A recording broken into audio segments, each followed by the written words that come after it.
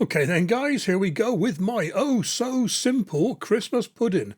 And the best part about this one, you can cook it 4 ways. Boil, steam, slow cook or pressure cook. And I'm going to pressure cook mine, but a little bit more about that later on. And the other good thing with this recipe is you can basically use whatever you've got in the cupboard.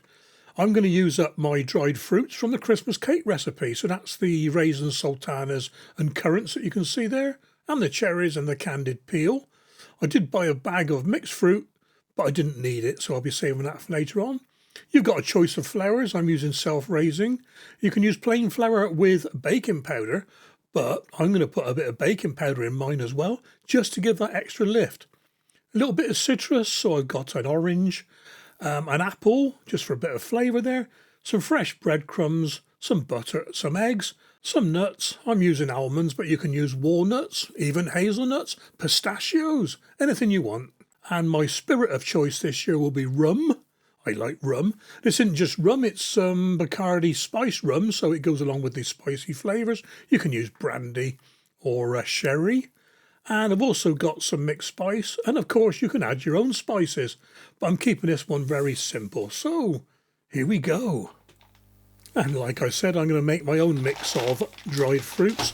I bought that bag from Tesco thinking I wouldn't have enough of these, which is the raisins, sultanas and currants.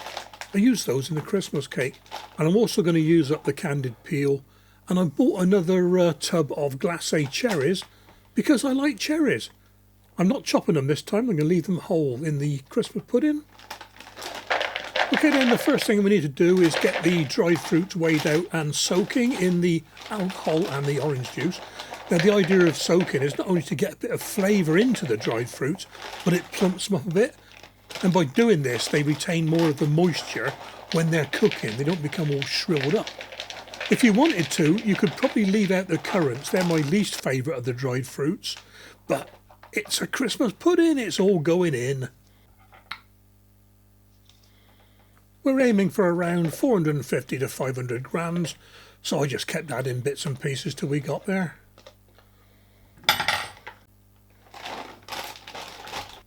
Peel, core and roughly chop your cooking apple. You could add 2 cooking apples actually, I might try that next year, but this year just the one.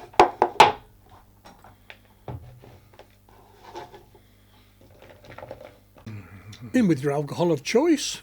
As I said, mine is Bacardi spiced rum. Give it a quick mix up.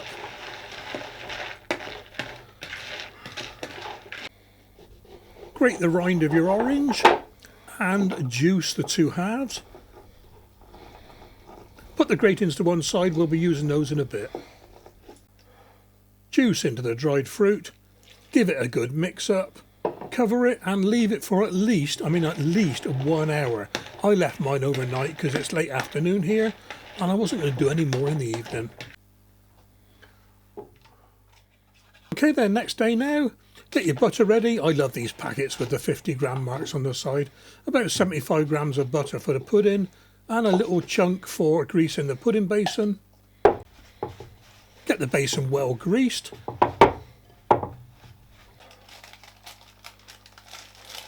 And cut out a small parchment disc to put in the base.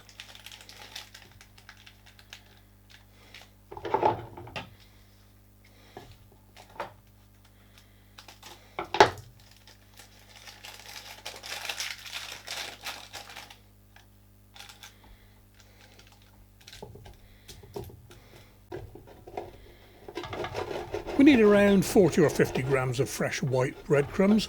And when I say fresh breadcrumbs, I mean not the ones you buy in the shop in a packet. Make your own. This loaf was around 3 days old, so it is just about right for grating. And I used my coarse grater for this. And about 40 or 50 grams of roughly chopped nuts. Like I said, I'm using these blanched almonds again for this one.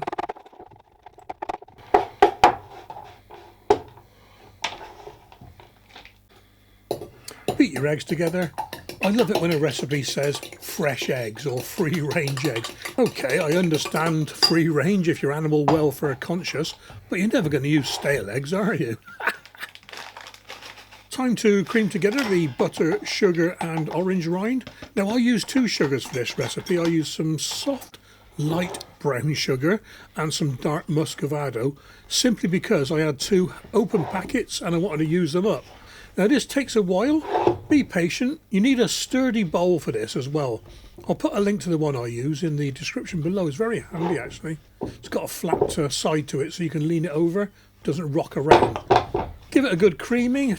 Wooden spoon's best, but you can start it off with a fork if you want to. Back in a bit. And when it's all come together like this, add your egg a little bit at a time and beat it in. Clean your spoon off first.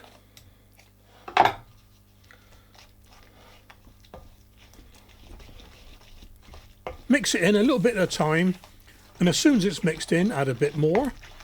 Now a good tip here is if you add too much and it starts curdling, all you need to do is add a couple of tablespoons of the flour and it will sort itself out.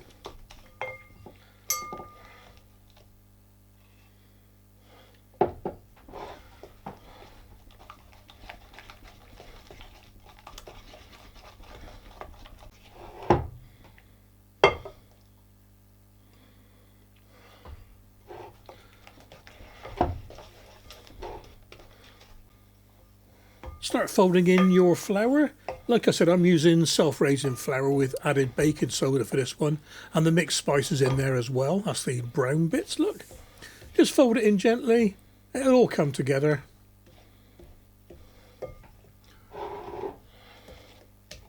Little bit at a time, look.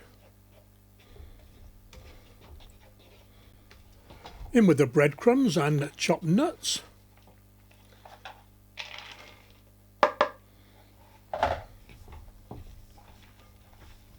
Get it in there.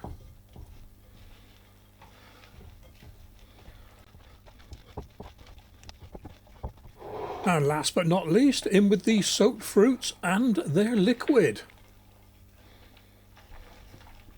Give it all a good mixing up. Okay then, while I'm mixing this, I'm going to take a minute or two, a quick chat about cooking. Like I said, you can boil, steam, pressure cook or slow cook this one. I'm pressure cooking this time and I'll tell you why in a second.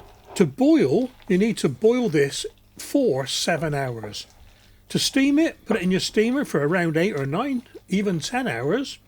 Slow cooker, around about 8 or 10 hours again. All of these are going to need checking to see if the water needs topping up. Pressure cooking doesn't need topping up. It's done in 2 hours. And that is basically why I'm using a pressure cooker. It's a bit quicker and my house isn't full of humidity. The only thing we're using a pressure cooker is you need to do the first quarter of an hour or so not under pressure, so it's basically steaming. And what this does is activate the ingredients in the self-raising flour or the baking powder in the plain flour. Gets it gassing off to give it a bit of rise. And that's another reason I like making my own. They're more sponge-like, cake-like. You buy a shop one, it's a big block of black stuff, you know what I mean?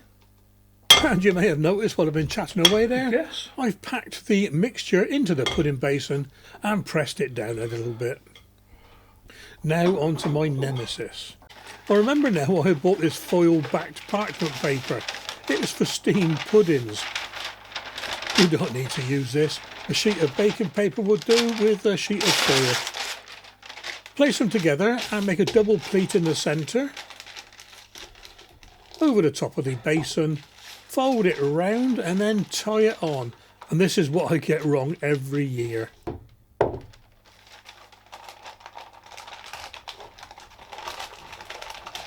I'm not going to embarrass myself by showing you my pathetic attempt at tying a pudding basin, but after I did this video, I googled how to tie a pudding basin and I found one site that says, if you can't tie a pudding basin, use 1 or 2 strong rubber bands. Oh my word, genius! So next year, rubber bands for Digwell.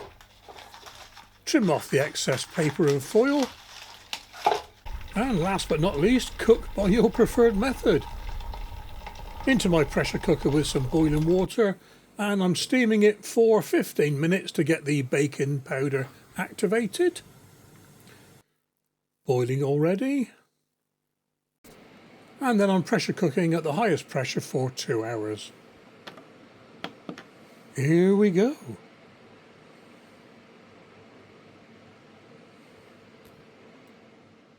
Crikey guys, it smells like Christmas Day up here. 5 seconds to go.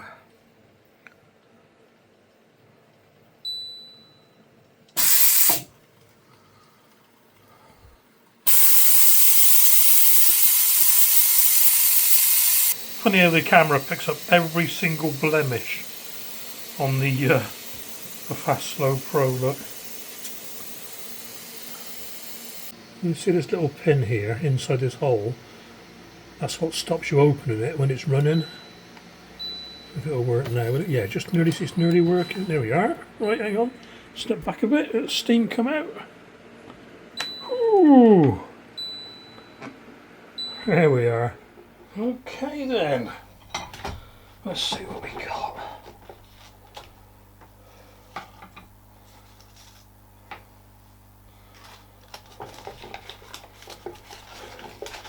It's a first for me as well. A little bit soft. Oh no, it's alright. That's alright. I think we need to have a quick taste of that, because that'll go flat once it's on the plate. Look, let's have a quick taste before we put it away.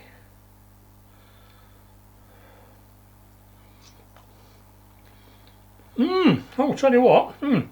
That's nice and light as well. You see, I wouldn't say spongy, but quite spongy. You know.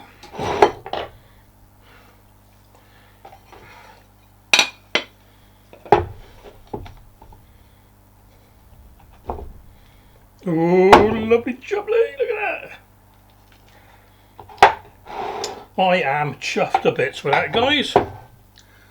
Look at that. Right, let's put the rubbish away, get a photograph.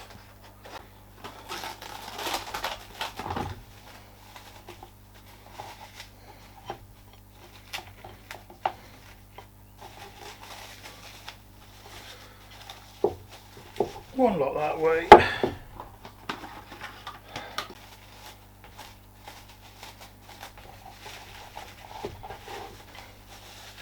Brilliant. And the next time I'll be seeing this will be Christmas Day. Yeah, Christmas Day. Fantastic. Into the fridge now. Just leave it for the next 6 weeks.